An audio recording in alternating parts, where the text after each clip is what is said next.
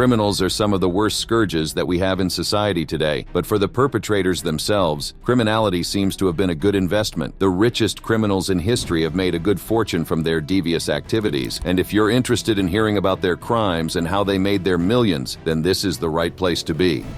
1. Pablo Escobar. Looking at the richest criminals in history, it's only fitting to start our list with Pablo the Don Escobar, who was formerly a hero in the eyes of a few and turned out to become a villain in the eyes of everyone. A man who never shied away from helping the people and developing his country became the #1 public enemy due to his selfish desire to be more than a regular individual. He wanted to be #1. Pablo Emilio Gaviria Escobar was born on the 1st of December 1949 in Medellin, Colombia. Before his unfortunate death on the 2nd of December 1993, he was termed the most successful, wealthiest, and most complex criminal in the world to catch. At his time, he was the second richest criminal in the world, only second to Amado Carrillo Fuentes. It was no secret how he acquired his wealth, as everyone in the entire world knew about his participation in multiple drug trafficking and money laundering operations. The name of his organization was the Medellin Drug Cartel. At that time, he was running the most successful criminal organization in the world. Until today, no drug organization can match the mayhem that the Medellin Cartel caused and the riches they amassed. The cartel was successfully smuggling 15 tons of cocaine into the United States of America daily, and this was worth more than $500 million. The amount of money entering the accounts was staggering, and keeping up with it all was hard. It was known that at one point, Don Pablo was spending $25,000 a month on rubber bands to hold his cash, and even burning money in the furnace to keep his family warm. Pablo Escobar was the epitome of power. He had everything from cars to people and properties. He didn't lack in any area of his life. But his ultimate demise was that he wanted more and ventured into politics. He ran for president multiple times and never won because the federal government couldn't allow a criminal to rule them, and he eventually snapped. He orchestrated multiple bombings and killed many innocent civilians. This backfired on him as the entire country of Colombia came for him, and he went on the run. He was eventually arrested and given a 60-year imprisonment sentence. The coolest part was that he could afford to build his prison and decide what went in and out. Unfortunately for him, he got tired and successfully escaped. Pablo Escobar has escaped from prison. This was a big problem for him as he was on the run, and the entire country was out for his head. Even while on the run, Escobar was so rich that he burned money, up to $2 million, to keep his daughter warm. He couldn't spend all his money and even hid some in warehouses and barns. After successfully hiding for a short period, he was found by the police and shot dead. At the time of his death, his net worth was estimated to be around $30 billion. He might be gone, but his wealth still lives on, as there is confirmation that he buried money in hidden locations around Colombia. 2. Bernie Madoff. Bernard Madoff is a flight risk and should be behind bars. Bernie Madoff barely said a word to reporters. Bernie Madoff, 70 years old, arrested by the FBI. Victims of Bernie Madoff's epic fraud. Ponzi schemer Bernie Madoff has just been sentenced for the biggest investment fraud in Wall Street history. Next on our list of the richest criminals in history is the man who masterminded the biggest Ponzi scheme ever. Fraudster and scammer are just a few nice words that can be used to describe a man who successfully finessed innocent individuals over $64.8 billion. Bernie Lawrence Madoff was born on the 29th of April, 1938 in New York City, and he was a successful investor, stockbroker, and financier who was also the founder of the Bernard L. Madoff Investment Securities Firm, a company which he ran successfully, making it the 6th most significant market maker in stocks. It was a surprise to the world that the Madoff family could be involved in such a scandalous Ponzi scheme, seeing how good they were doing for themselves. But as the saying goes, greed knows no end. His company's success was mathematically and statistically impossible to reach legally, which triggered the SEC suspicions and the beginning of an investigation. Soon enough, it was realized, no surprise there, that something was very off about his company. After several investigations, the truth came out about Bernie's illegal activities. It was also known that the entire business was a Ponzi scheme and all a big lie. The next day, Bernie was arrested by the FBI and charged with multiple counts of security fraud, advisor fraud, perjury, money laundering, and many more. He was given a 150-year imprisonment and was forced to give up a staggering $17 billion. In addition, he was given a lifetime ban from the securities agency and had all his licenses suspended. Although Bernie was a fraud and thief, he never lacked a giving heart. He was known for his philanthropic activities and donations to multiple charities and foundations. He also managed a $19 million private foundation for donating money to theaters, hospitals, and schools, among others. After his arrest, he was forced to close down as the authorities seized his assets and possessions. If you're ever wondering how wealthy he was with all his assets compiled and held, Bernie Madoff had up to $170 million worth of assets in his possession. Soon after the trial, he was named the Monster of Wall Street. He passed away on the 14th of April, 2021, and the cause of his death was hypertension. During his death, Bernie Madoff had a net worth of $17 billion at his end. Well, it could be said that he fulfilled his desires in the worst way, and the satisfaction came at a harsh price. Could it have been a different tale if he had the grace of a second chance? 3. Joaquin Guzman, aka El Chapo.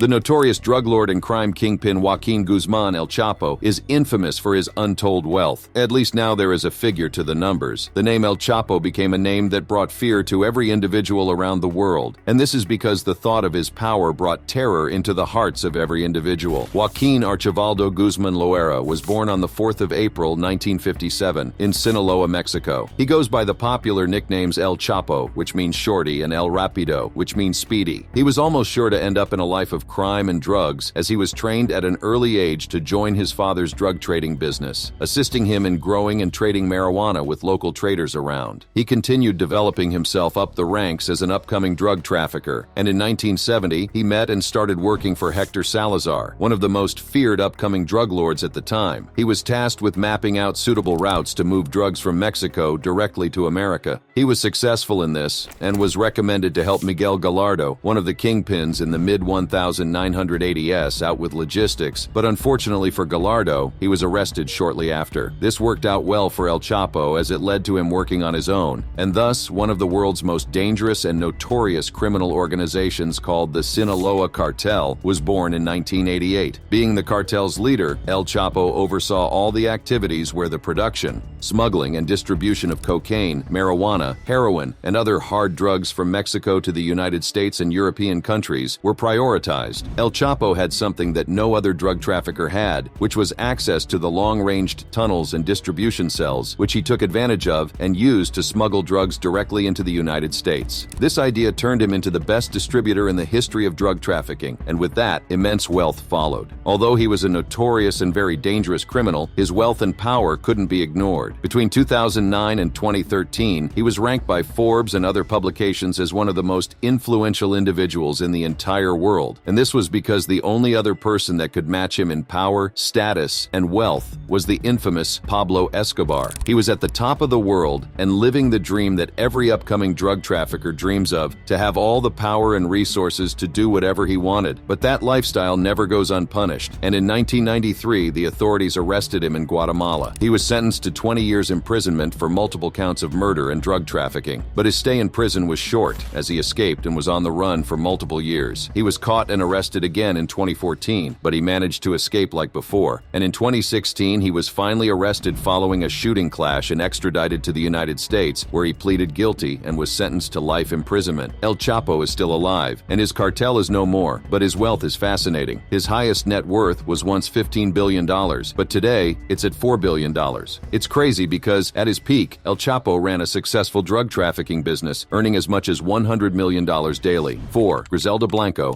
This name has a plot twist to it. The infamous drug lord from the Medellin cartel is a ferocious female known as the Black Widow. Similar to the famous Pablo Escobar, Griselda Restrepo Blanco was born in Medellin, Colombia. Although not as dangerous, she wasn't someone to be trifled with. Any such attempt is considered a death wish. Griselda was born on the 15th of February, 1943, and grew up in Medellin, living in extreme poverty that later sent her into a life of crime in order to make ends meet. At an early age, she was already involved in multiple crimes, and some were more serious than expected from a poor young girl. According to reports from her former lover, Charles Cosby, it was alleged that when she was 11, Griselda was responsible for the abduction and murder of a child in her neighborhood. At 13, she was already pickpocketing from the streets, but eventually, she had to run away and live independently to escape being sexually harassed by her mother's boyfriend. If all facts from the former lover are accurate, it is almost impossible to think Griselda was destined for anything other than a life of crime. In 1970, Blanco decided to do do more for herself financially. She immigrated to the United States using fake passports, and by 1975 she was already involved in a hardcore drug trafficking business and established her very own small business of pushing and selling coke. Despite all odds, she had a successful break in the business that geared her up to becoming a prominent influence in the trade of cocaine from Colombia to America. Over the years, due to her activities, Blanco became increasingly popular for her notorious activities, attracting the attention of the federal authorities, who became interested in her. This led to her becoming the subject of several investigations for multiple drug crimes. When the marks seemed close, and it was clear the authorities were making a head start connecting the dots, Blanco pulled a classic criminal in a foreign state movie and fled to her home country. Her return to Colombia was short, and it seemed the U.S. authorities had backed down. She returned to Miami, intending to finish what she had started. There was an uproar of violence and conflict upon her return, one of the worst to be recorded in the country. She was heavily involved in the cocaine cowboy wars and the Miami drug war, which left multiple people dead, not sparing the lives of innocent citizens. Her drug business was a big success, and she became one of the most affluent criminals ever. She was earning nearly $80 million a month and living the life every drug dealer wanted. However, even for Blanco, all that is undeservedly gained ends violently. She was arrested on the 17th of February 1985 by the DEA for multiple counts of murder and drug-related violence, but was released in 2004 due to health conditions. It seems she took a quiet break and tried to live under the radar. Unfortunately, in 2012, Blanco was shot and murdered by a rival gang member. She is still remembered as one of the most dangerous criminals ever, and a name that the people of Colombia and Miami can never forget. At the time of her death, her net worth was about $2.26 billion, making her one of the richest criminals in history. 5. Frank Costello.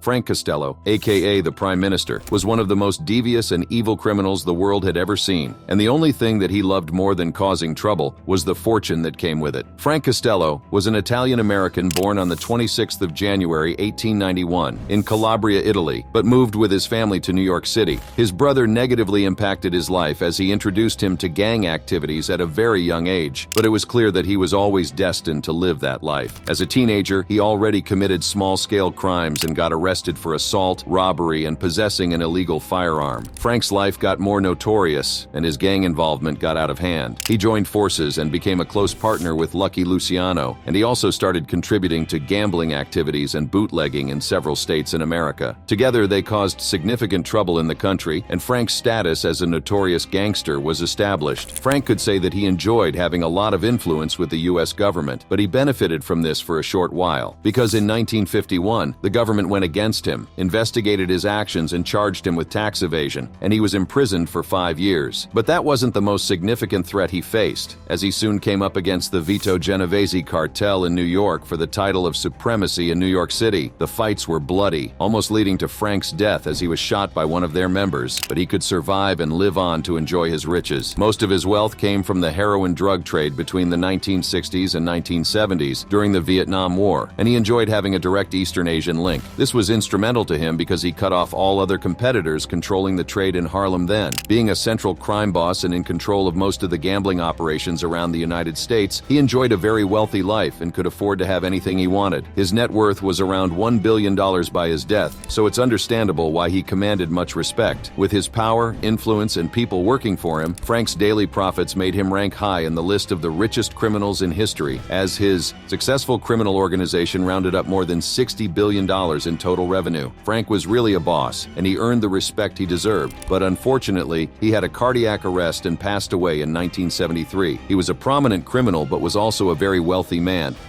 6. Jeffrey Epstein. Is it possible to talk about the richest criminals in history without discussing the evil Jeffrey Epstein and his multiple sex offenses? Jeffrey Edward Epstein was born on the 20th of January 1953 in Brooklyn, New York, and although he lacked the proper certification and a degree, Jeffrey managed to secure a teaching job in a school. Soon after he lost his teaching job, he started a career in the banking finance sector, working with the Bear Stearns firm before eventually launching the Intercontinental Assets Group, Inc. Little did Jeffrey Epstein and the the world know that the Intercontinental Assets Group Inc. will be the center for multiple sexual abuse incidents. In his firm, he developed an inner circle of associates, brought multiple women and kids, and sexually abused them. It was a disgusting act, and continued until the people in the society started noticing. The police started their investigation on Jeffrey and his firm in 2005 after an angry mother reported that Mr. Epstein himself sexually abused her 14-year-old daughter. It's like, oh, do you need to make any extra money? I'm like, yeah. She's like, okay, I can give you, like $200. It's this older guy in Palm Beach.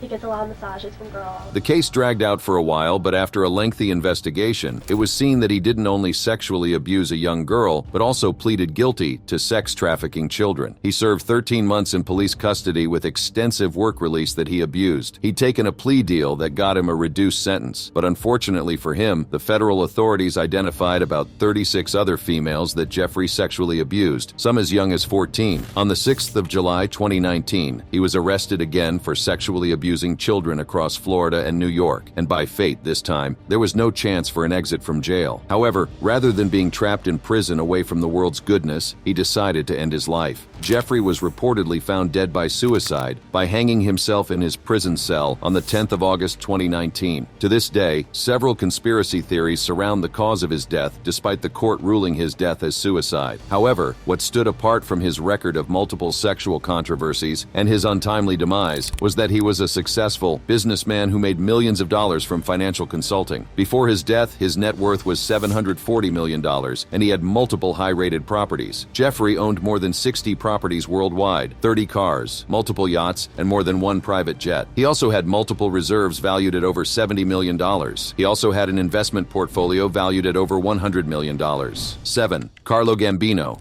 Carlo Gambino took over the American Mafia and became the general overseer of all operations. And like his previous predecessors, he caused a lot of trouble and also made a lot of money to go with it. Gambino was in the crime life for 50 years, and until his death, he can say he enjoyed being an affluent gang leader. Carlo Gambino, also known as Don Carlo, was an Italian-American crime leader of the Gambino crime family, and he was born on the 24th of August 1902 in Palermo, Italy, into a family of criminals. In fact, some of his brothers were also a part of the crime organization. The size and status of the Gambino family shouldn't be underestimated, as they're a part of the 5 families under the American Mafia that oversee organized crime in New York City and other parts of the country. They caused trouble for everyone, as they were primarily involved in gambling, extortion, loan sharking, fraud, hijacking, racketeering, and other devious crimes that brought money in. As the leader of the entire organization, most of all the money was going toward him, and trust me, it was a lot. At the time of his death, Don Carlo had a net worth of about $400 million,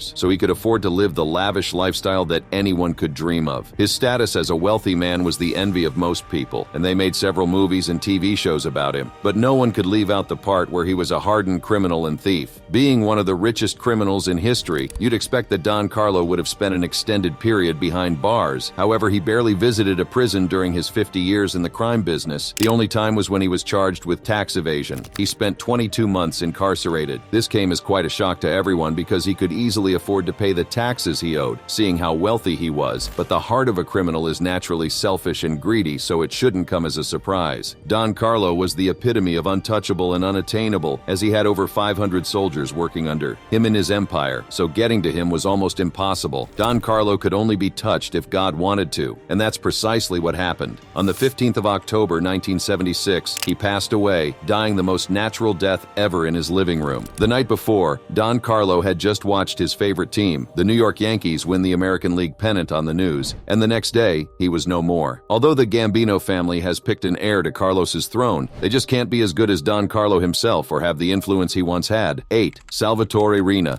If you're looking for the nastiest, worst, but also one of history's richest criminals, you can't go further than Salvatore Arena, a man often called the Beast, killed for fun and had no regrets about it. Salvatore Arena, also called the Toto Ucurate and La Belva, was an Italian gangster that was born on the 16th of November 1930 in Sicily, Italy, and he was the head of organizations of the notorious Sicilian Mafia, one of the worst gangs to ever grace the world. Killing and mayhem were never a problem for Arena, as he was already convicted of murder at 19. He was given a 12-year sentence for murdering a man in a fistfight, and after his release, his life as a monster fully kicked off. It was almost as if he was destined for trouble and meant to live a life where blood followed his trail. He became one of the henchmen of the Corleonese mob, forming an allegiance with Calogero Bagarella and Bernardo Provenzano, who all worked under the famous Luciano Leggio to take out the head of the mafia family, Michele Navarra. The trio spent multiple years hunting down and assassinating anyone who supported Navarra. It was a terrible time in Italy, as he ordered multiple bombings, assassinations, and attacks on the general public. There were so many people caught in the crossfire of the dangerous mafia boss and his gang, so his name was one that the authorities knew they had to do something about. Shortly after, the government got involved, hunted down the trio and their notorious gang, and successfully captured them. But when Rina was charged with murder, he went into hiding and became a fugitive. Unfortunately, his boss Leggio was caught and arrested, but fortunately for Rina, that became the opening he needed to become the boss of Corleonese. As the boss, he continued his troubles, removing all of his rivals and getting rid of anyone who tried to stop him. During his time, the Second Mafia War happened, and there were thousands of deaths and murders of innocent people, but he successfully wiped out his enemies. Rival gangs got scared of him as he cleared them all out, including all their families and friends. He was determined to be seen as the boss of all bosses, so he didn't leave room for mercy. He was a monster, and indeed a beast, but also a rich man. As the head of a dangerous gang like that, it was clear that riches and wealth would never be a problem. It was almost impossible to state his actual net worth, but he was worth about $125 million at his death. The government also seized multiple of his assets, including his multi-million-dollar mansion and all of his expensive vehicles. Money was never an issue for Rina, and after he died in 2017, he is still remembered as one of the wealthiest criminals ever. 9. Alfonso Gabriel Capone. It's almost impossible to talk about the richest criminals in history without talking about the famous American gangster Alfonso Gabriel Capone, who also has scary nicknames like Scarface, Big Al, and many more. When discussing power, wealth, and status, it's almost impossible not to think about the man who had the entire Northern America walking on their toes. Alfonso was born on the 17th of January, 1899 in New York City, and he lived a short life, dying at the age of 48 on the 25th of January, 1947. He lived a short life, but with the time he had, he caused a whole lot of trouble. His notorious lifestyle started at a young age, as he was a bouncer for the troublesome Five Points gang and usually worked in brothels. Later on in his life, he loved Chicago and started working with the famous crime lord Johnny Torrio as his bodyguard. His team was known for causing terror, illegally supplying alcohol, and violent crimes. But his days as a bodyguard lasted only a short time, as his boss, Torrio, retired and handed over control to him, and he became the head of the Chicago outfit, also known as the Chicago Mafia. It didn't take long for Al Capone to implement his ideas, and he decided to expand the distribution of illegal alcohol, but this time with more violent means. He terrorized multiple innocent people and controlled most of the American region, as he was untouchable because he had connections with the mayor and the police department in Chicago. Al Capone was a murderer, kingpin, and a dangerous crime lord, but one thing he wasn't was a selfish person. While some saw him as the complex person that he was, the mass public viewed him as a hero, and this is because he made several donations and helped out the people of Chicago whenever he could. But his good guy image didn't last long, as he was seen as the monster he indeed was after the St. Valentine's Massacre, an incident that saw multiple gang rival members murdered in the early parts of the day. This scared most people in Chicago, and he was no longer seen as the Robin Hood of the city, but more as a public enemy and threat to society. The authorities looked into his actions and became hell-bent on jailing him however they could. Later, they had him where they wanted, and he was charged with multiple counts of tax evasion and was sentenced to 11 years imprisonment. After 8 years in jail, he was released due to health issues, and shortly after, he died of a cardiac arrest. He was earning around $105 million a year while he was still alive, but in today's market, that's worth about $1.5 billion a year, and he had a net worth of about $100 million. Like every rich man that dies untimely, he wishes he could have taken his fortune with him, but unfortunately, life doesn't work that way. 10. Jose Agosto.